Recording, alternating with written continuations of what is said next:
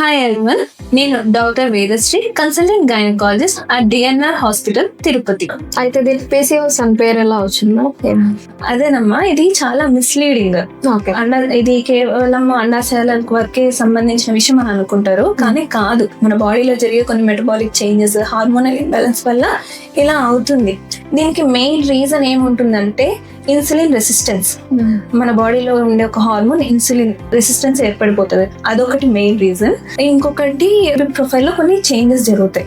So దానివల్ల దీన్ని ఇప్పుడు ఒక 11 years రీసెర్చ్ తర్వాత చెప్పిన విషయం ఏంటంటే దీని పేరును PCOS నుంచి PMOS గా మార్చారు. PMOS అంటే poly endocrine metabolic ovarian syndrome.